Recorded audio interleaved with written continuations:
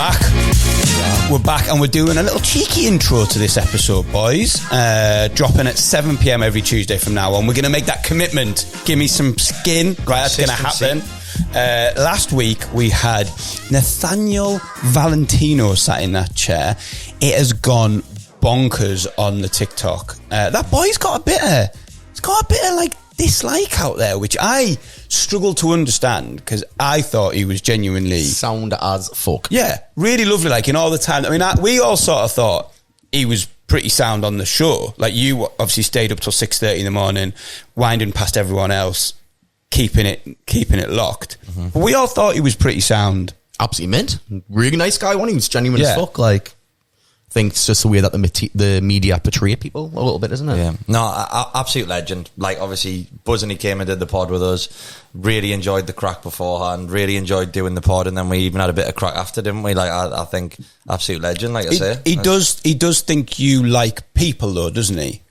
Yes, he did make that comment because of my comment on you trying to say that I had a girlfriend. I was like, I don't have a.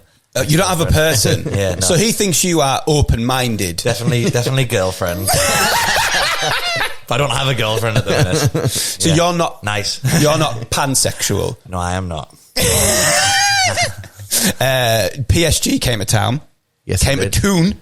Did you see the big, like the ultras walking up the street? Did you see the videos? Yeah, I avoided leaving mine pretty much all day. I didn't want to get done in.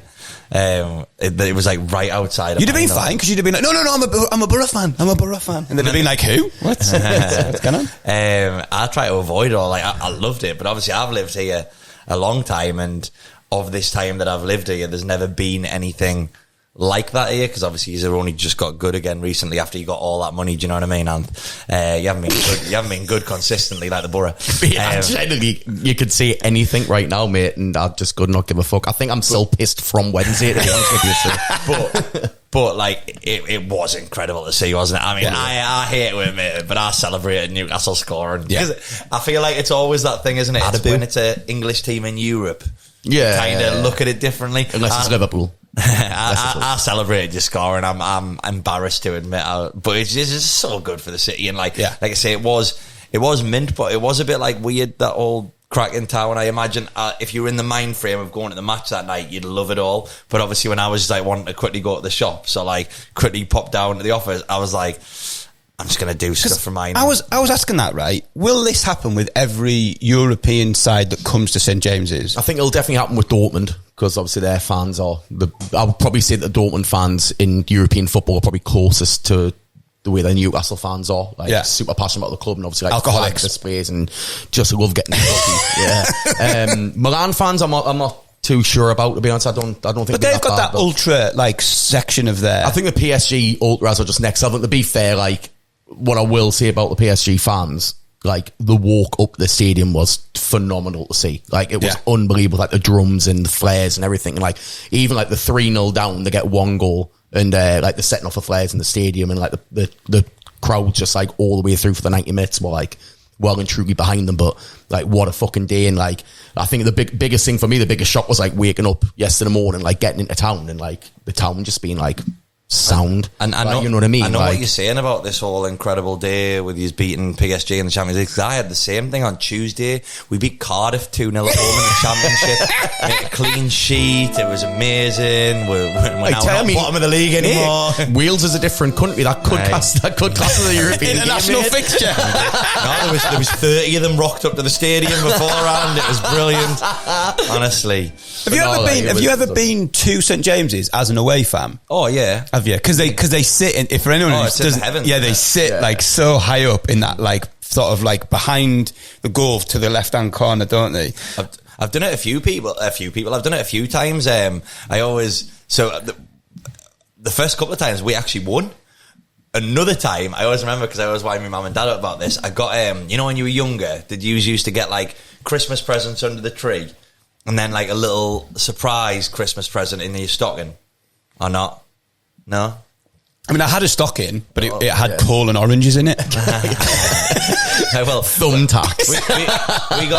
We got like Christmas presents, and then we get like a little surprise present. Yeah. So I remember it was did you get this after your presents or before your presents? after, because it was always like a little quirky thing. Right. After. So I remember I got my Christmas presents and then went in my stocking after, and it was normally like just chocolate and stuff. Yeah. But then there was a ticket for the next day, for Boxing Day, Newcastle away. And I remember going and we got stuffed 3-0. I remember turning to my dad and going, this is the worst Christmas present I've ever had. And they're still like, remember how ungrateful you were? Ironically, Olivier Bernard scored against it, because obviously we play football with him on a Monday.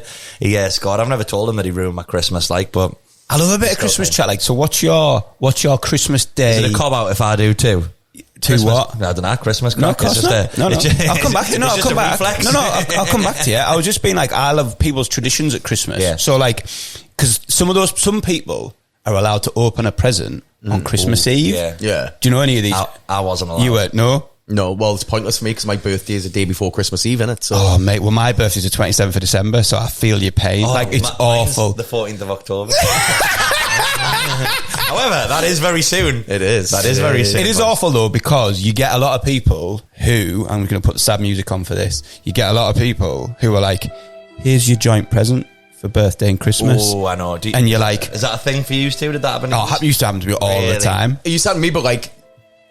It worked in my favour, I think, a lot of the time, because like everything. You got two oranges. Football mad when I was a kid, so like you'd want like a home shipping away. You know what I mean? Yeah. You'd want all the kits, so like you would get like the shirt on your birthday, then you get like shorts and socks Christmas. You know what I mean? So it worked out. You know what I mean? Categorically a full kit wanker, like. Yeah, I love that shit. Yeah. So I'm now, mate. I've got my shin pads on as we speak, mate. What do you think what do you think your families? Yeah. Me and obviously Sue and Steve. What do you rest in peace? Just respect to Sue and Steve. What do you think is some of your favourite or more quirky sort of traditions that go on in the Saunders household around Christmas? I wish I had a Christmas tune to play. Well, what would you class a big family as? How many came to yours? Like, where did you go for Christmas Day? So I've got a really small family. Like, my mum and dad split up when I was younger. Like, so my Christmas was really small. Like, the big Christmas for me would be my mum, and then like both of them have died now, but my grandparents. So a big Christmas for me would be like 4 people. Like one of my best mates, Matthew Tyson, was a Jehovah's Witness till he was 16. Then he like sort of left the church, so he started coming to mine at Christmas. So like that would be big Christmas would be 4 people. Yeah. That phone call's ringing back now. Honestly, this is like, I'm playing musical chairs, musical phone calls. Phone tennis. Phone tennis. Yeah, that would be so better than musical chairs, which is actually already a thing. Honestly, I can't believe he's called back now. I'm devastated. Well, I don't know. I'd say there was, 4, 5, 6, 7. So we probably had about 11, 12 at ours. Yeah. But obviously there was like 6 maybe younger people, and like what we used to do is everyone would like come over during the day, the family would there, would all do like what gifts we give to each other, and then for like the younger ones, like me and my sister and my cousins and stuff at the time, they'd always do this thing where like later in the day somebody would like knock on the door around the side, and it was meant to be like Santa had came back and dropped some more presents off. But then obviously, when was this last year? Last year. I've got a question for this. Don't worry. But then it was brilliant because obviously my nephew, like when he was younger, obviously we were all a lot older, so like they'd used to do it, and he'd get excited, and the tradition would carry on, and he'd get the little knock, and he'd go, oh, and he'd like run around and do it. I always remember one year he started getting a bit older, realised Santa wasn't real. If we have any younger viewers, Santa is real. I don't want to ruin that for anyone.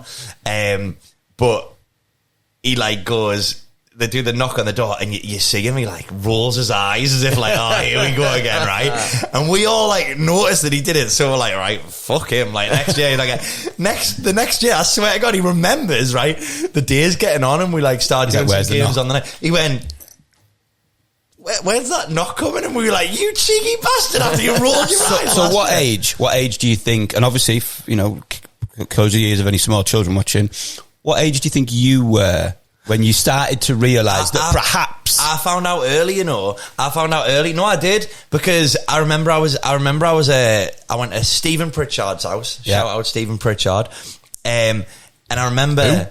you know, Pritchy. But I remember like being at his house, and like my mum and his mum, like rough age. I think it was like year 3, year 4. Is that older, young? I don't know. What is it? Year 3, year 4? It's about 6, 7. No, year 3, year 4 is That's now. That's what year 3 is now. Is it really? Yeah. So you're talking secondary school. You're talking like 14. No, just before secondary school. So like primary school. Did you have 9, 10? Is that young? Is that old? So you're about 9, 10. I think so. Carry on. And I just remember like saying, "Oh, like Santa's not real." Like I can't remember how I knew. Like, and I'd heard. Sorry. And then I remember like my mum and his mum saying like, "Can you keep it quiet a bit?" Is that the age that you start finding out? 9, I don't know. I mean, have you got any sort of memory of realising that? Oh, 29, I think. No, I remember being. Have you only known for like 20 years? Hush your mouth, Tubby. Wow. I think I was like the kid that like searched the house looking for presents, and then like when I found the present, I would like peel off bits of the corner to try and work out what it was. Yeah, nice. So I think I've always been quite I don't think I believe things very easy. I've always been quite a suspicious person. So I think I was like, he delivers to the whole world on the same night and then does fuck all for a year. I was like, that's not prepping his route. I was like, that's not a job. So yeah, I don't think I can. I always remember as well. So like, I've got 2 sisters, and one of my sisters is 10 years, and the other is 2. And I always remember like the elder sister, she like stopped getting Christmas presents, obviously, like a lot earlier. But then me and my other sister like were still getting them. And then one year it was just like, listen, guys, Amy, who's 2 years older, they're like, she's too old now. Like, we don't need to keep doing these presents. We can just do like a daft present each from the family instead. So we're just going to stop the presents now. And I was like, hold the fuck up, right? How she got 2 years on me? So I always bring this up. Like, I've had 2 years less of presents. I think it's a fucking outrage. So I'm going to do a quick would you rather, which is I've just made up on the spot, which comes to this. I think I know your answer. Be interested with yours, and I'll think about mine as you two are giving your answer. Now, shout out to Dean Saunders. It's his birthday this coming weekend. Birth month. So I think I already know the answer to this. If you had to only have one, so you could only have your birthday or Christmas each year. I thought you were going to say if you can only have one birthday. I was going to say that. If you could only, so one of the two disappears from your life forever. Christmas disappears from your life forever, or your birthday celebration, whatever, or just your birthday disappears. Don't give me some weird answer where like Christmas exists but you still celebrate your birthday on a different day and blah blah blah. You've got to lose one of those celebrations. Which one are you going to lose? Do you have to? Well, can I answer my own question? Nope. Come on, which one are you going to lose forever? Which one would you rather keep? So would you rather keep your Christmases forever or keep your birthday celebrations forever? I love my birthday. I like absolutely milk it, rinse it, celebrate it, annoy everyone with it. It's like you take away the word birthday and add in anything else. Ankle injury, holiday to Ibiza. It's just why he does it everything. I mean, free waggers. He's not wrong, is he?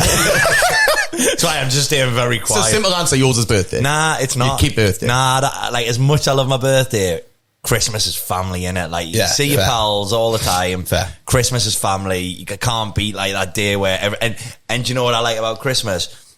You're off your phone. Like, it's that one day. No, I know. Not a hope in hell chance. No, I'm going to ring him non-stop on Christmas Day. No, it's that one day where, like, everyone knows that you're off your phone. You're out of office. Do you know what I mean? Like, I love it. So it's like off your phone with your family.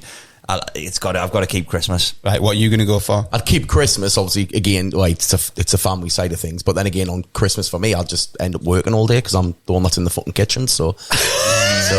but to be fair, for a lot of years, I worked Christmas Day as well. There was quite a lot of restaurants I worked in that was open Christmas Day, so, like... Need disrespect, mother, but your cooking's not as good as mine. Even so, like, the camera so now, like, yeah, it's just, I think if we turned around and went, oh, Ant's working Christmas Day this year, I didn't think we'd have a family Christmas Day. To be fair, they'd just be like, may as well have a fucking microwave meal. So yeah, I would definitely keep Christmas. I'll keep Christmas for the fact that we touched on it before. My birthday, 2 days after Christmas, 27th of December, and there was a tiny, tiny window when that was good. So all through school, it's shit because you're not at school. You've got to be at school when everyone else has got like their birthdays at school and everyone's getting a fuss made of them and cards given and presents given. So all through school it's rubbish because you can't have it, like, you don't have getting that school moment of like birthday celebration.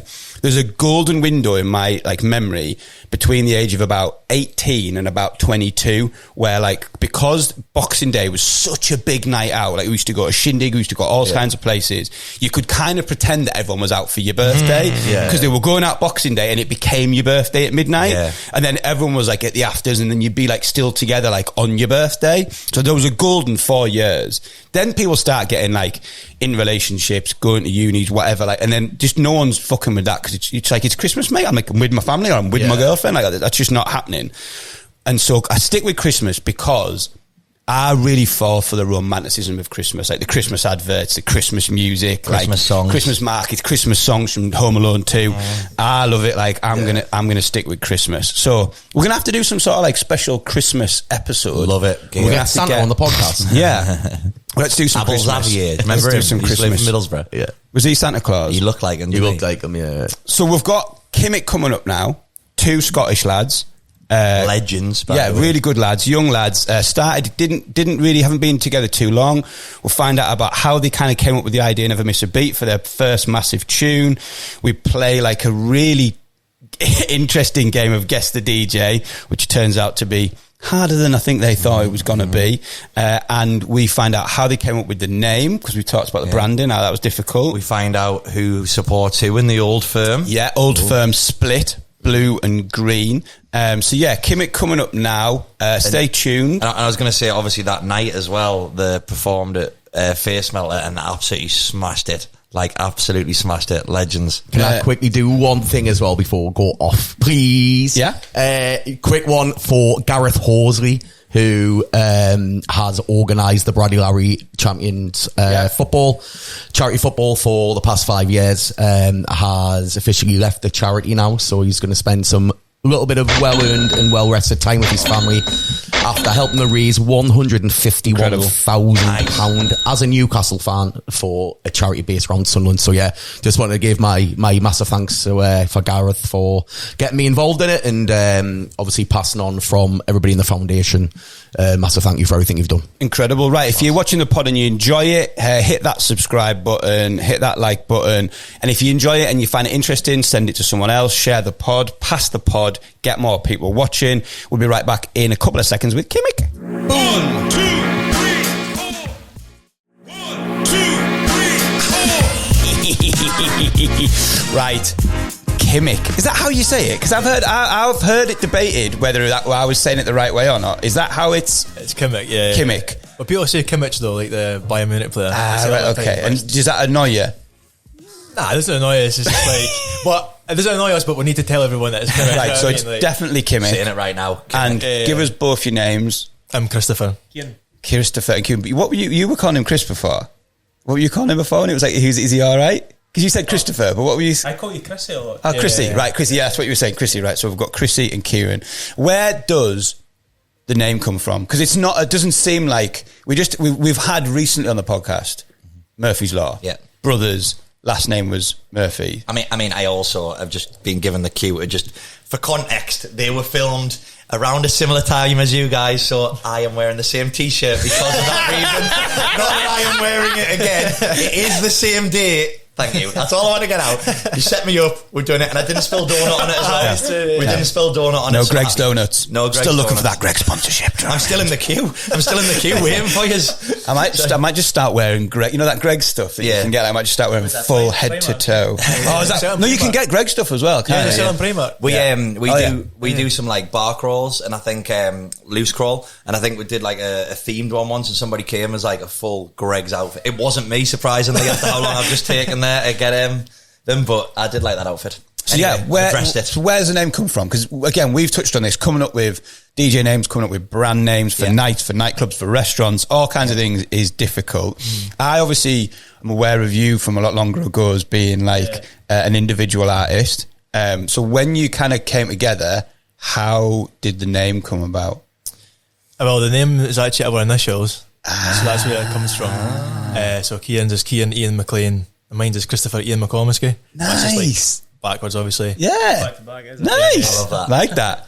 It was just random because it was like we'd had a meeting and we were like, oh, well, we should sort of like work together and blah blah blah. So how did that come about then? I've asked about the name, but how did, because obviously again I know of you in the past, but how did it come around to being a duo? Because you weren't born brothers. Like Murphy's Law, you could escape each other. Well, you explained it. It was kind of your idea, is it? Yeah, so obviously I met Chrissy DJing like 4 or 5 years ago.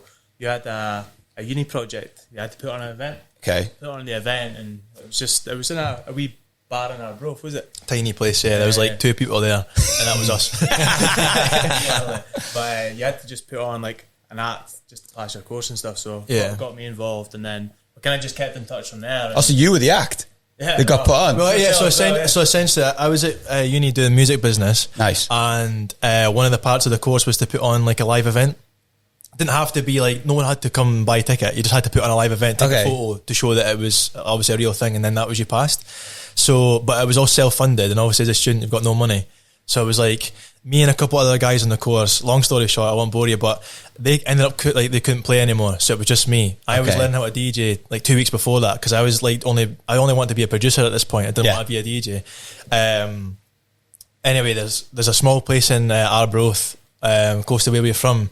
And the guy was like, I can get another DJ, a local DJ on the lineup with you, so it looks real. I was like, oh yeah, that's cool. So it looks real. Love it. Like, that's class, yeah, we'll do that. And obviously it was Kieran, but like, he was like, obviously, if you need any help with that, mate, just add me on Facebook and we'll keep in contact. Nice. We were sending like music back and forth and stuff, and then all my first gigs was because of him. So we just kind of kept in contact for the next 2 or 3 years, and up until like the pandemic basically. And it was like, for me anyway, I was close to just giving up on music altogether. Yeah. Because it was just like, I couldn't really see where it was going. At this point, I just finished uni. And it was at that point where it's like, well, I need to get a real job now. Because like, I didn't want to go to uni, but I just didn't want to go and get a real job at that point. In school. So I was like, I just need to get a real job. So I'll just give up music because it's not going to happen really. And obviously the pandemic, didn't know what was going on with that. And I think you're kind of the same, eh? Yeah, I was the exact same. And then we had a chat about it, did we? And we're like, well, like, what Chris is obviously really good at, I'm not so great at, and it's vice versa. Yeah. So I was like, why don't we just have a go at it together? And that was, last June. You're kidding. Something like that, yeah. No way. Yeah, and the boys are flying now. Congratulations. Frankie and Benny special, was it? We met each other and we're like, I went and just like had like a meal and we're just like, right, what can we do? Like, let's just. You're not going to tell me that tune was the first thing that you like did together. No, I was going to say, if you were like, yeah, I had this idea for a tune, and we knocked it out in 2.5 hours. For like the first 6-7 months, we had the idea of like, let's try and get the attention of major labels basically. So let's make what they're putting out. So it was sort of like your Joel Corey sort of pop kind of vibe, dance stuff. Yeah. So we're doing that for ages, and then we're like in the middle of making one tune, we were sitting at the studio for like hours and hours, and it was just silent. Most of the time when we work together, it's like silent, and it's just like, okay, change that. You're like, because you're so deep in it, it's just you're not even speaking to each other. Yeah. And then I can't even remember what happened, but we both just looked at each other like randomly. We're just like, mate, could you really like imagine yourself enjoying playing this live? And we're like, no. We're like, so why am I making it? Wasting my time. Like, but we were playing a lot of student clubs at the time. Yeah. So that was and I think you do that. Like, I've been guilty of it for years, is making stuff that you, especially if you're like we were, like really busy gigging, like resident DJs, and you start to just make stuff that you know you can play at the gigs you're playing. Well, yeah, exactly. Yeah. So it's like, we're sitting each other, we're like, mate, let's try something different. But so that's where the conversation sparked. And then it kind of like, we're kind of just sitting on the idea for a couple of weeks about changing the sound, and then it kind of started more like tech housey-ish, but like faster tech house. And then I think it was like a month after that conversation when we never miss a beat. So who pulled the sample? Who was that? Who pulled the vocal sample? Yes. Right, I want to ask you. So we're kind of deep in Freshers territory right now. Dean has been on it. And so we asked the Murphy's Law boys this. We're going to ask everyone, and we did a Freshers preview. Yeah. So you will have done Freshers definitely, because you've just said you went to uni. I don't know if you did a Freshers as a student or not, but I know you've done a few as a DJ. Yeah. So I want a couple of Freshers survival tips from you, like things you can do after the sesh, things you can do to get you through that busy week or that hectic I'm fortnight. looking at you both as well, because obviously The man who's just eaten a donut. successfully eaten a donut. There's nothing spilt, which I'm very surprised at. Obviously, face melter at Riverside night. It's going to be an absolute massive one. I'm going to be coming, having a drink with you, and I'm going to be dying tomorrow. So, any advice to get over the hangover? Do you know what? Funnily enough, after every single time we went out, it was a Greg's in the morning. First Nice. There we go. I've already done it. I'm ahead of the Yeah, game. yeah, What's your go-to Greg's order? I'm a steak bake man myself. But that's the only thing I eat from there. Right. So if there's not a steak bake, I'm leaving. Like, Well, I don't you've know. had your first ever water from Greg's today. I never even knew Greg's did what. Neither did I. I was just hopeful as I was in the queue. Yeah, I'd say a Greg's. A Greg's is a good shout, and a Red Bull. As soon as you Do get you know up what? first I thing in don't the like morning. Red Bull. There's years and years ago, there was a girl who worked for us, absolute legend, but obviously she was doing it part-time. She was also working for Red Bull. I might have mentioned this previously, and she used to basically give us free, like she was allowed to, she used to give us free crates, and we'd have them like stacked up in the office, free crates, and I did not drink Red Bull to save, like for the life of us, I couldn't drink it, I don't like it, and all I ever said to her was, please one day work for Coke, because I love full fat Coke. Change your entire career for me. No, the best thing was, years later, she actually did work for Coca-Cola, and you don't get Coca-Cola free, like you did Red Bull, so I was absolutely fuming. Go back to Red Bull. Coke, they don't make that much money though, do they? I can't say. No, come on now, sponsoring the Olympics. Yeah, getting by and that. Yeah, have you got any kind of freshers survive? Because I know you boys, we were discussing this on the way up, like, you're not big drinkers, like, you've driven down. Same. I've done, I'm not even going to comment on it. I've done gigs with you before, like, so not big drinkers, but even still, like, just being tired, being out all the time, gigging, like, not getting a lot of sleep. How do you, like, post a big weekend? What are you doing Monday, Tuesday to just get you back on track? Monday, Tuesday, get a lot of sleep in, do it. I try and go back to my normal routine. Yeah. I'm home, it's quite hard. So like, see like the gym and that on a Monday morning, oh my God. Brutal. It's horrendous. And then you're pure grumpy. And then it gets to about Wednesday and then you're sort of back to normal. And then you're away again on Friday. So it's like, I'm still trying to adjust it, to be honest. But Has there been any, like, have you ever thought about moving? Do you both live in or near Dundee? Yeah, so I stay in Dundee, you Yeah. stay in Arbroath. So. yeah. How far is Arbroath from Dundee? 10 minutes, is it? Right. Have you ever thought about making any kind of ludicrous big move as a duo to like somewhere else, whether it be Ibiza or London or Manchester, or have you discussed it, or are you very much going to stay? Do you know what you did mention about moving to like Edinburgh or something for the airport, but Yeah. I couldn't see myself like moving anywhere else. Like, Is Hannah still in Dundee? I think, but when it's just home shit, it's just Yeah. for home. You know what I mean? But yeah, I think she still stays in Dundee, but she's like, Yeah. when she is in Dundee, she's there for like maybe a day. Yeah. At max, maybe. Well, that's when I saw Ben. He said he hadn't been home to his like house in Shields for like 12 weeks. He was getting off the plane midnight on the Friday night. He was going to stay in his house. His mum was picking him up from the airport. Then he was going to Mint Fest the next day. Then he was going back to Ibiza.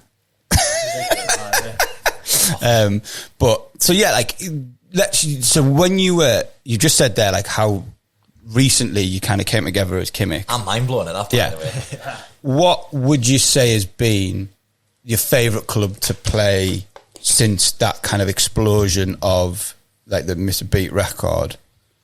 Do you know what? Did you have like a dream list of things where you wanted to be? Yeah, do you know what? I've got a list on my phone. Right. So like, I wrote down like 10 places where we wanted to play. And what was that? Give us some of those. So it was, one was the Telegraph Building. Yeah, in Belfast. Is Is that the first time at the weekend just gone? Yeah, Oh, amazing. Class. SWG3 in Glasgow, and wanted to do liquid rooms and stuff like that in Edinburgh. Yeah. So we'd never ever played these places before. And I think we put Cultivate on it as well. Yeah. And obviously we're playing there this Saturday. Or tomorrow. Yeah. So it was just So how many have you ticked off at the 10 now? all of them. And that's incredible. Yeah, buzzing like so. And what was one that stuck out to you that was a bit of a surprise? You know, might not have been on the list, might not have been like, it might not even have been on your radar. Yeah. Like, where's somewhere that you kind of pitched up one day or one night, and then you were like, oh my goodness. You know what? See, like, so when we had that meeting, the original meeting, we had put in the notes, and it was like a 2-year plan. Right. And it was like broken down, so a 2-year, then a 1 year, then it was like 2 month, like whatever. The 2-year one was like play like a big festival like Creamfield. Yeah. And then we played Creamfield, and it was like that was the 2-year one. Like we were hoping to get there in 2 years' time, and then within like 6 months of the song coming out, we were playing there. So like that one for me was probably like a bit of an eye opener. Like yeah, It's like obviously it was a silent disco at Creamfields, so we Right. played on the Thursday. So like we were quite nervous about it because I've never played a silent disco ever. Yeah. So I was like pure panicking about how it would function and whatnot. But it was like so easy, was it? That was like, class, yeah. you know, like, The thing that's weird is like I've DJ'd them as well, and the thing is like you take your headphones off, and all you can hear is like people sniffing and like feet grinding on the ground. confident of you, like, It's alright if you're playing a sing along because you can hear people like singing the tunes and stuff. But like if it's just like a beat going on, you take your headphones off, and there's people going. every so often I would hit like a cue button with the sound that was playing because you're just doing it through your headphones. Yeah. You'd hit like the cue button and it would go silent in your headphones and you'd like totally panic, like crank up the volume on the oh my god. Like, there was a few times through that set where I was like, oh no. Yeah, But you you're ever like, done a silent that's disco? my- Ever promoted one? We did like a digital. We did the outdoor area in digital had Right. a silent disco, but not like a full on silent disco event. I've been to them. Obviously I love them. I wasn't the foot stamper and the sniffer and the cough. I was the sing alonger. Not even a word. I've done them before when it was like an A versus B. So I've done it before where it's been like a silent disco battle, and you have like two DJs, and on the headphones you've got like a 1 and a 2, and you can switch between the two. The one that I did had that way you could switch between it. So like obviously one person's playing like, you know, Mr. Brightside, and someone else is playing Show Me Love, and then it's like it's horrendous. Take your headphones off, it's even worse. It's just like clashing people singing. I would have liked it though, because then when my dancing without a rhythm, nobody knew that it was my fault. Different song. I'm sure we'll listen to the same one. Yeah. So coming back to the list of 10 clubs, which one has been the absolute best? Which one has been hands down the best club you've played? No festivals, it's just clubs. Yeah. Do you know what? I'd probably say SWG3. It was just because it was our own brand. It was just us, no like promoters, nothing like that. It was just us. Like, I think because we'd done it all ourselves.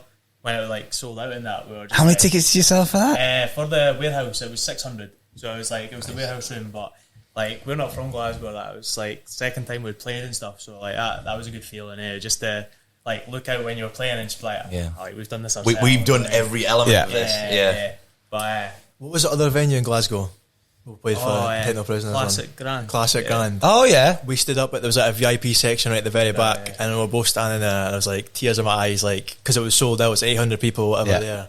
And we were just standing, like, obviously, we were just walking past people, like, because no one knows who we are, obviously, but they've all got a ticket to come see us. So like, oh, I love Kimick. Yeah, it was class, and then I love Kimick. But we're standing at the back, just like tears in your eyes, like, mate, this is just, it's mental. This is actually happening, do you know what I mean? That was probably like one of those ones. And story-wise, obviously, you had that moment when you decided to like make a bit of a different style, and you sort of told me this a little bit, like on Instagram, I think, when we were chatting. But your plan was to get the attention of major labels. Yeah. But when did you just upload that track to SoundCloud, and it went bananas?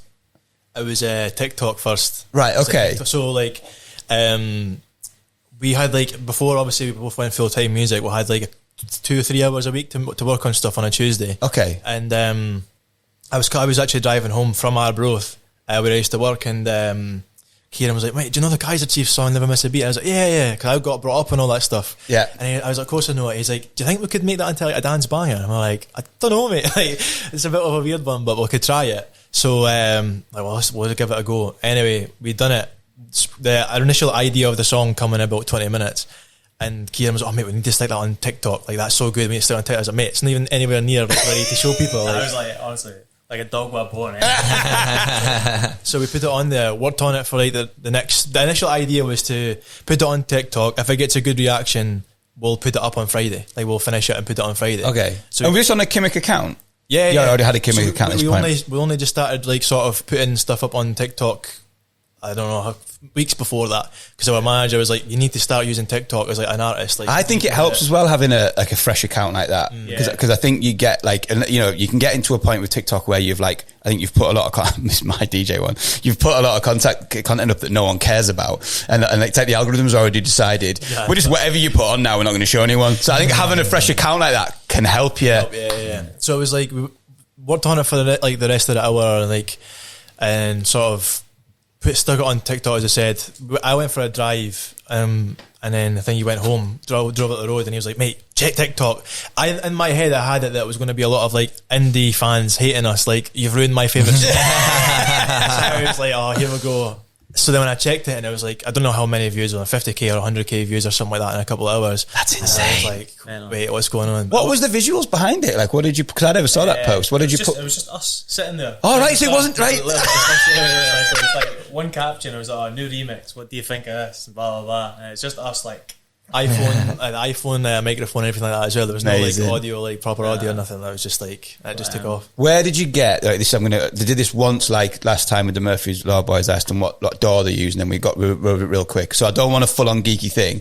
How did you get the vocal? Did you rip it? How did you get the Kaiser Chiefs? Do you know that website, Acapellas For You? Is it just on there?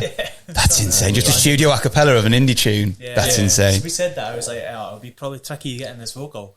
And I was like, we'll stick it in YouTube and see if it's on there. It wasn't on YouTube, and I was like, just try Google and popped up on that website, did it? That's insane. So explain that to me, someone who's there's just a website like that is acapellas. Mm-hmm. Like there is just a website out there that you can get acapellas from. But the idea that what I think is surprising is that an indie one's on there, so you get a lot of dance ones on there, and there's also other websites you can use now to extract vocals from tunes. Yeah. So say like Dean's really like one of the things Dean's like Eminem, but it's like you could put an Eminem track in there and you could extract him, so it would like it's just a bit of AI magic. It'll silence the beats and everything else. It's not always entirely perfect, but from a music production point of view, it gives you something to work with. And then if a label or somebody likes it, that's at the point where you might get it sung again by somebody or whatever. Okay. But yeah, they ultimately just found the Kaiser Chiefs acapella sitting around, which is absolutely class. What's on your DJ rider? So if you're not big drinkers, what are you asking for? What's going to be at Riverside tonight waiting for you to get there?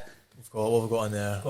Bottles of water on there. A couple of bottles of water. Copperbergs are on there. I can't wait for the new email to get sent out. Can we change them bottles of water to Greg's bottles of water? Exactly. I'll tell a story for you. Do you know a DJ called Christian Rogers? Yeah. So he booked us. He's from Bathgate in Scotland. He booked us for his club night, and so our manager Sead, is a German guy. He took over like a rider to start with. And he said, let me deal with it, because we didn't know what we wanted on it. We were like, mate, it's just some like booze and whatever. I don't mind. Sead took care of it, but he was copying another big DJ's rider in Germany. I can't mind who it was. I don't want to say you. Let's just say it was Sven Veith. Let's just say it was Sven Veith. He went and put all these things on it, but he went and put regional fruit on the rider. So Christian messages me and he's like, what's the regional fruit all about? He runs these events with his mate. What's his mate's name again? I can't believe you said that, because now I forgot it as well. His name's Scott. Scott's like, do we need to actually get this regional fruit? What's that all about? And I was like, come on, like, let's wind them up. Like, go and get us pineapples.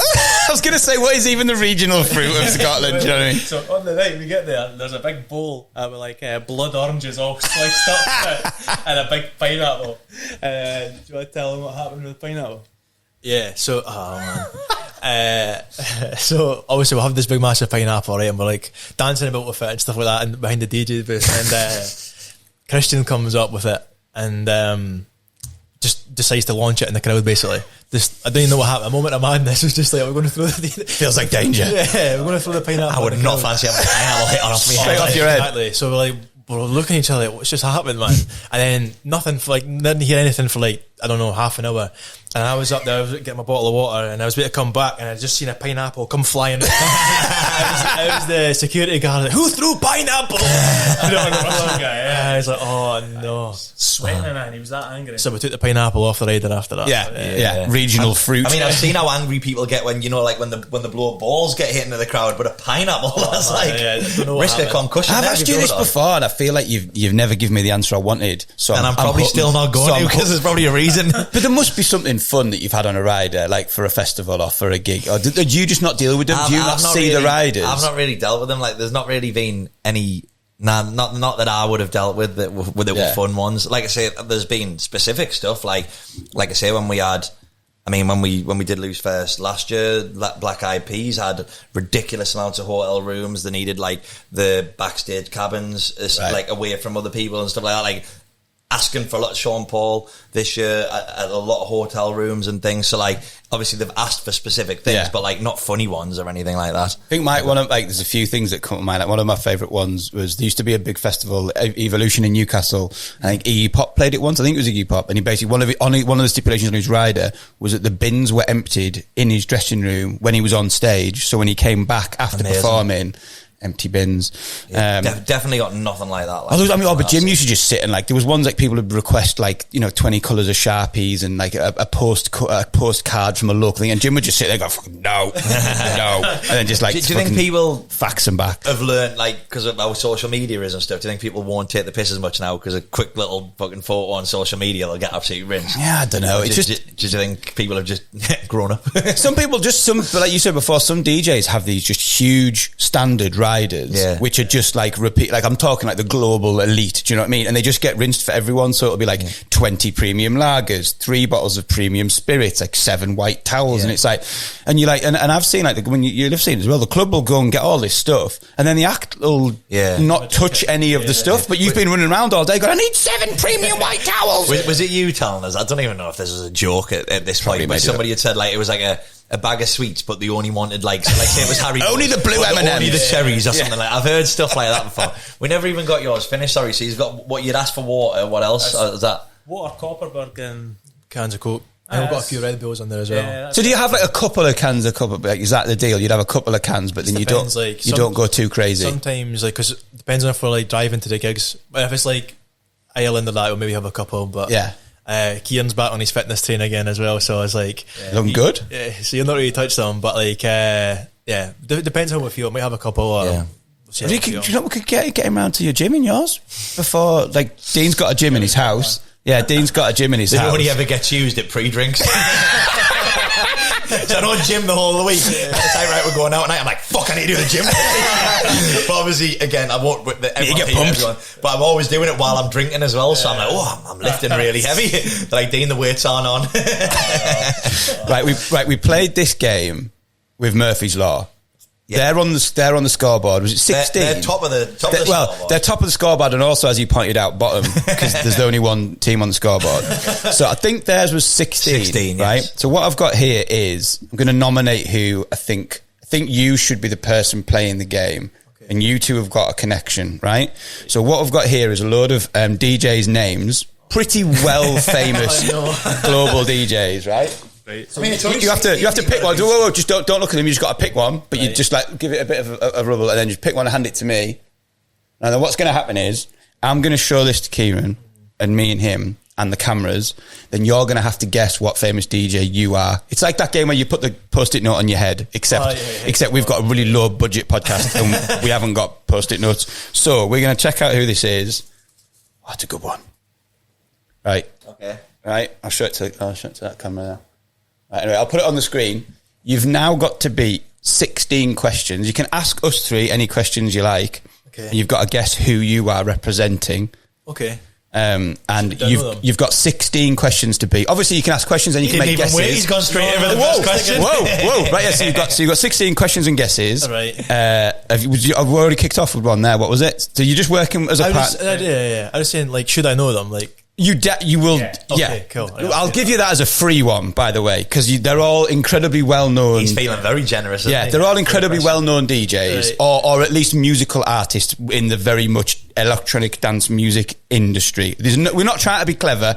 You will definitely know them, right? They're basically all taken from the top 100 DJ thing, right? So you've got a clean slate. On you go. All right. Is it a male or a female? Female. One. Okay. He's made it so much easier for himself. You've got really lucky there. I think it's the only female in the pile. Right, female DJ. Yeah. I was trying to think of questions here that's going to help me out. Female DJ, they're from the UK. I don't think so. Dean, we've got Dean as the adjudicator. So last time we had to Google someone's age. Right. I'm going to say no. Roll with no for now. We'll correct it if I'm incorrect. I think very much not. So we've got female. No. Yeah, we've got female, not from the UK. You're on 2. That's me done then. Just not Hannah. Fuck. Exactly. Right. Okay. Do they make like, is it like house music? Yeah. Okay. Yeah. Very strong. Yeah. Very strong. 3. 3 great questions, man. Yeah. I know. A little bit of pressure. By this point last time, Murphy's Law knew that he was white, over 40 and male, which is basically all well-known DJs. Pretty much. You've already narrowed this down a lot. Okay. Female, not from the UK, makes very much house music. Blonde hair. No. I thought I had it there. What did you think it was? To be fair, it's not really house music, but for some reason I thought Cascada, but I don't know why. Think way more current. Think top 100 nowadays. Current DJ Mag top 100. There's only about 4 females in there. Honestly, you've got the easiest one. Yeah, but when the camera's going, man.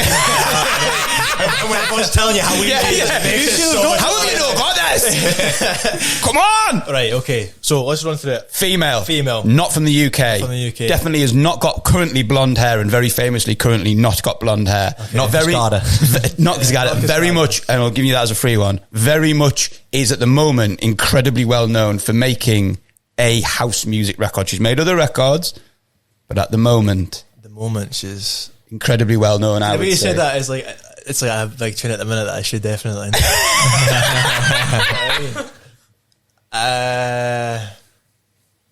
Trying to give you as much help as possible. Yeah, man. If you just say the name, that would. I mean, if you really wanted me to confuse it, I could try and like hum the song and it would throw him off even more. Do you want him to hum it? No, okay. I'm not going to. If you want him to hum it, I'm going to take 3 off. I'm not going to hum it. You can. Right, okay. Mine would be. I think you'll get that after a few questions.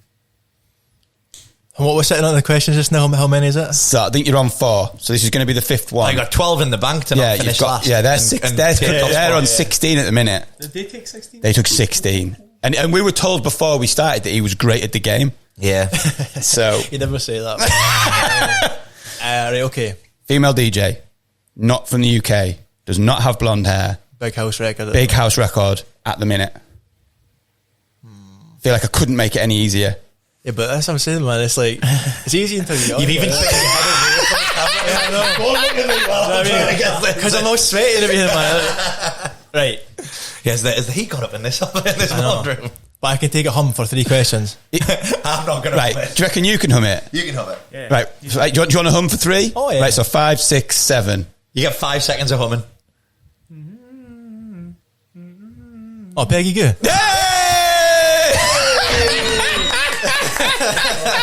Okay, so right, obviously amazing, not your fault because we're making these rules up as we go along. A couple of new rules for next time, Felix. Right. I feel like we need a time limit that you get like maybe like 20 seconds per question or 30 seconds. Okay. Yeah. And I also think the hum needs to be 3 if it's me because mine will be off. 5 if it's someone useful.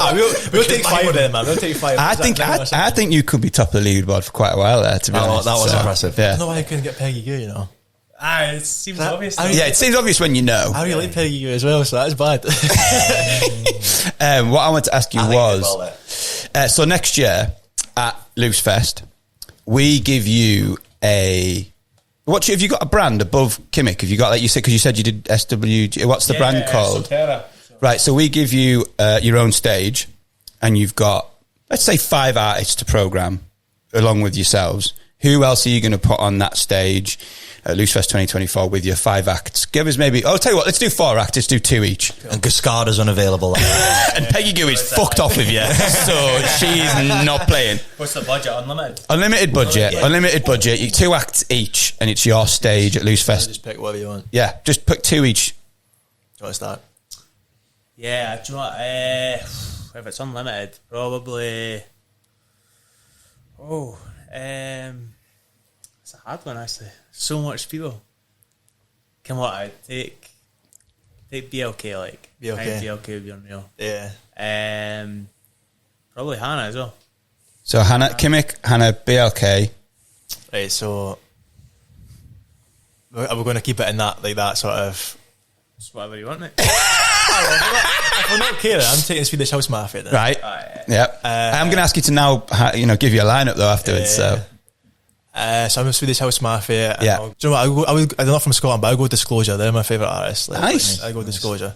I think that's an interesting The lineup stage. makes no sense, but But when you've got all the money to spend in the world.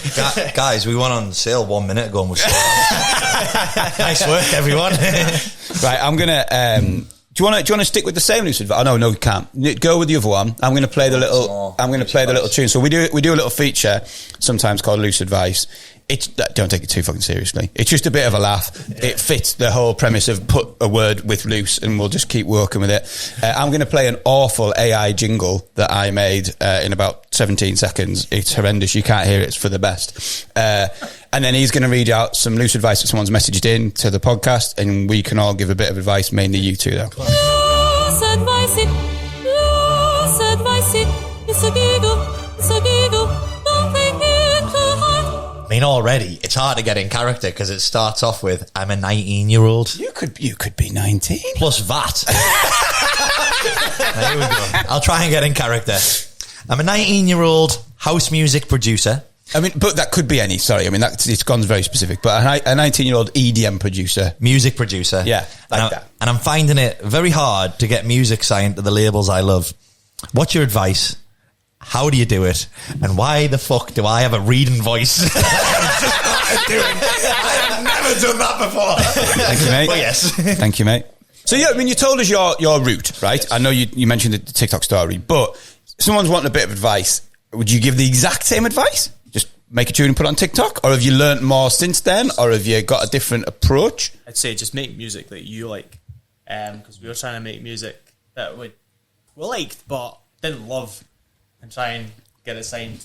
Whereas when we started making music that we actually love, and that's when things ended up working out for us anyway. So I think that's great advice. Yeah. I think as an audience, you can tell listening to a tune if the person who's made it actually likes it or not. Like you can just tell. Do you think Peggy likes that track? She likes it. If you like whatever you're doing, it'll definitely show in the final product. And then just don't be afraid to put yourself out there, I guess. Like, just try everything. Do you know what I mean? Because I think a lot of people would be like, I'm not getting anywhere. But then you ask them, okay, like, are you putting stuff on social media? Like, are you trying to get a fan base that way? And they're like, no. I'm like, well, yeah. You need to try to put yourself out everywhere. And then... So I think I cut that story off. My apologies. So you put that track on TikTok and you then immediately had these hundreds of thousands of views. Yeah. What then kind of came after it? Like, were you then approached by a label, or did you then, like, how did that work from that evening when you were driving away and then there was hundreds of thousands of views? What happened? So we stuck it on our Instagram story, the TikTok, and one of the major labels reached out to us and we're like, oh, we want to sign this. So like, obviously, as it's going mental, our manager at the time, he's still our manager, was like, oh, don't post that anywhere. I'm going to see what I can do with this. Yeah. But a major authority reached out to us. So, like, at that point, we're like, oh, this looks likely to get signed. But this was, like, at the beginning of Christmas. So, it was, like, literally a week later, all the offices went on holiday. Yeah. So, we didn't get them until, like, middle of January. Yeah. They all came back middle of January. So there was that kind of pause, was there, between, and then kind of started like rolling, Yeah. And then we eventually actually signed the track on my birthday. It was on my birthday. That's incredible. Nice. January, oh, nice. We posted it on like it's like the 7th of December on TikTok, and it took until the 24th of January to get signed and done, basically. So, but yeah, it was. We were just going to post it on SoundCloud like a few days later, but got told not to because obviously the labels were keen on it and stuff. So kind of glad we did do that, to be fair. And the new one that is it just dropped, or is it today? Yeah, today, right? Yeah. So the new one. Tell us about that, because y'all know the sample, y'all know the kind of song, but tell us. Give us like a kind of hum it for me. Can you for 5 points? Well, yeah, give us a story, because it was a huge record. I think the huge record that we all know was a sample. Yeah. And then you kind of did a remix. So I'm not spoiling it, but take us back to the start and tell it to someone who doesn't understand what I'm talking about now, and that would be the best way to tell it. Right. Okay. So yeah, the one that you'll know is like is using the sample from like years and years and years ago. The one that he'll know is the Kungs, Persecuted on 3 Burners. Yeah. You'll know that one. We love that tune. And like a lot of the sort of records that we've been making is getting a record that you love but it doesn't fit in our sets and making an edit that fits in our sets, essentially. And we're like kind of going through like a bit of a brick wall in terms of production, and then we're like, let's just make fast house music. Like, let's just like, because we like, obviously everything we do is like 140 sort of plus 135 sort of stuff. And we're like, let's just make a house record, but like I think it's like 148 or something like that. Yeah, it's 148, but it's like let's just do that. But it kind of just started off as like, let's make something for our sets, and then again sent it to the management, and he knew someone who had contacts with the Cook on the Three Burners guys, and we're like, oh, we love this record. Did you know that the Kungs thing was a sample? Yeah. Right, okay. Yeah. Because like a lot, like we sort of shift through a lot of like old Spotify playlists and stuff like that anyway, but I didn't know that it was a sample up until like we were going to make it, and then I was like, oh, right, okay, that makes sense, yeah. But yeah, it was super easy process, like that, the tune, like it's quite an easy sort of fun listening tune, do you know what I mean? But even like the whole clearance process and things like that as well, it was like, just leave it to those guys, they've done it. And because did you kind of put it out as a remix first? Yeah. So I went out on SoundCloud first, and then like a month later, Sayad was like, oh, this label want to sign it. And we were sitting thinking like, can I see that getting cleared? But they were like, oh, they know the Cooking on the Burners guys. So again, from someone who's not involved in that whole process, like, so obviously you're saying it went out, and then a month later is when you found out that it was good. Do you know, like, is it one of them where you know that someone's going to, or is that like phone? Obviously, you're always hoping and you know it's doing well, but is that phone call out of the blue, or is it like a build up of conversations that you know that phone call is going to happen? Got you. It can happen both ways, to be fair. Like, you could, so like, we just made a tune, like, it was like last week, and we sent it to the label we're signed to, and they're like, yeah, this is class, we're going to sign this. And we've previewed it on TikTok and stuff, but we've not posted it anywhere. So like, it can happen like that, but you can also like just put a song on SoundCloud, and it does well on SoundCloud, and then that's where kind of labels kind of see it. Yeah. So a lot of like new producers now are like putting songs on SoundCloud, hoping it blows up, gets into the top 50, because then like the major labels are like checking the top 50 all the time just to see what's there and what's unsigned and that, and there's a lot of conversations that come like from. Well, that's kind of what happened for Ben. Ben put his version of like the Caress Me record on Spotify, and I think Michael Bibby found it and like messaged him, and then that kind of like blew it up from there, like being in the public domain. Yeah, it was the same thing. It was just like, I think a lot of people are doing that nowadays in hopes that a record label will find it. So it's like either that, or because it gets their attention. Whereas like if you send to a demo submission email or whatever, they might get 1,000 demos a day, and they might never even listen to it. Whereas like if it blows up on SoundCloud and you get their attention, then plus the A&Rs there as well, obviously, like they know that there's like an audience for that track because it's already got however many streams, so it's kind of like a no-brainer. Insurance, basically, is it? Yeah. The other one is getting someone to play it. Like, I mean, I've had Patrick play some of my stuff, and then you just send it to the label with a video of Patrick playing. Like, oh, we love this. And they're like, funny that, because I reckon if I sent you it without the video of Patrick playing it, you wouldn't have liked it. 100%. It's a blue tick of a blue tick of record goodness. Right, I'm going to ask you some. Let's do a little bit of football chat. Right. I've been saving up my... Again, let's not, every time he mentions them, let's not, until Middlesbrough start winning, let's not. I've been saving up my vintage Scotland shirt for this moment, because I knew do we know who's who Kimick yet? lads. We don't know. Well, that's what we're going to. So I've gone just... Are we guessing who's who? I know now. So obviously for context, we had a chat on the way over. We've got the old firm in the house. One of his is Celtic and one of his is Rangers, right? So I'm going to guess... What are you basing this? Oh God, we're going to get in so much trouble. It's a good job we're not a Scottish podcast. Now, just based on who was asking the questions about. So I think Rangers and Celtic. Yeah, there we go. And how does that work on old firm days and things? Do you know what? We've never watched an old firm together. I mean, that's why you're still together. Do you know what? It's where we're from, it's like nobody takes it too serious. Got you. So it's like, who's better at the minute, Celtic on top again, are they? Celtic. Yeah, because Rangers were for a bit under Gerrard, weren't they? And now Celtic. Yeah, they were on it for a bit for the one season, mate. Oh, was there only one season, was it? Yeah, Oh. yeah. Right, we're going to move away from football after this, but I want you to answer this question because I saw it, I read the headline, and I don't know what happened. 2 players sent off. Yeah. How did they get sent off? I mean, I hope I'm talking like 2-footed straight reds. I hope it was mint. Why were they? How did you get 2 players sent off in one game? Celtic v Rangers. No, it was just in the. It was just in the Champions League. It's Feyenoord. Oh, yeah. He doesn't take any notice of the Champions League. So. Championship. Yeah, so 2 players sent off. What was that about? 1 yellow card. So centre half Lager Bielka had the yellow card already. Right. Ball gets played through. I don't know, like, I'd say it's a harsh penalty. It's not a penalty. Of course you would, you're a Celtic fan. But in fairness, we spoke about this earlier on, randomly in Nando's, and he did say it wasn't a penalty. So, like, but he puts his arm out, stops the boy. But Joe Hart saves the penalty, doesn't he? He saves the penalty, yeah. So 2 yellows, man off. Joe Hart saves the penalty. So then a young guy comes on as a substitute, comes on and then just proceeds to drop kick somebody. Like, yes! Studs properly up, straight red. It's like, have you seen that one that's gone viral recently? I don't know what league it's in, but where someone, it probably isn't professional football, I'd hope it isn't, he like runs and he does a massive off the ground 2-footer and takes that was it? That was, you've just seen the highlights? he takes 2 players out with it. It's absolutely awful. I just feel like horrible. If you're going to get sent off in football, do you know what I mean? Do it right. Do it properly, and try and take out the player who, you know what I mean? Like, exactly. From someone who suffered a serious ankle break last year on a 5-a-side match. They cost.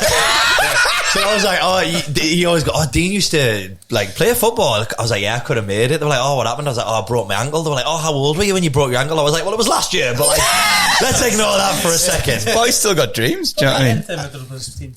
Right? And I'm a goalkeeper as well. Well, at 7-a-side, I'm a striker, but I'm a goalkeeper. Goalkeepers can play at whatever age. I'm going to break my own rule here because I just said I would stop talking about it. But for people who are watching who are Newcastle fans, we are a Newcastle-based podcast. Boomsong was the worst signing. Like Newcastle signed you, signed you from Rangers. He was terrible. I remember being at St James's Park and people were like, "Has he played football before?" Like, whereas we got Gordon Strachan, basically give us all of your terrible players, didn't he? Yeah. Right, I'm going to go through a couple of quick daft questions before we call it. So, Chrissy, whose poster did you have on your bedroom wall? We haven't done this one in a while. When you were a kid. Poster. Yeah. And say Gordon Strachan or Kind of been Peggy Goo. No, it wasn't Peggy Goo. It is now. Did you have Celtic players? Especially after this podcast. Please forgive me. Did you have Celtic players? Did you have pop stars? When I was young, me and my older brother used to share a room. Right. And we went through a phase of having a green and white striped room. Yes. So we'd have that. And then my mum and dad went on holiday to Barcelona and they came back. And then it was, so the one that I remember most was Ronaldinho. Nice. Ronaldinho thing on the wall. Right. Poster on your ball as a child, as a teen. Posters. Yeah. Do you know what? I don't know why, but I remember having this poster at Armin van Buuren. It was like Armin van Buuren like poster, and it was like one of the. Did he have his arms out? Was it like full on? Yeah, I think so. It was one of the posters from Ibiza. I can't mind what. I think it was Ushuaia, to be fair. Right. I know Marlo and that were on the lineup because like my uncle's a DJ, so like he influenced that on me. Ah, really? From such a young age, like 10-year-old onwards. Like so, yeah. Was he like a DJ, like around Dundee or how? Yeah, Dundee and Angus and stuff like that. Ah, nice. Colour stuff and that as well. So he kind of influenced me a lot. Nice, yeah. Shout out to Ricky and the crew. Right, here's one for you. I'm not going to fill you on the backstory. Favourite Christmas song? Favourite Christmas song?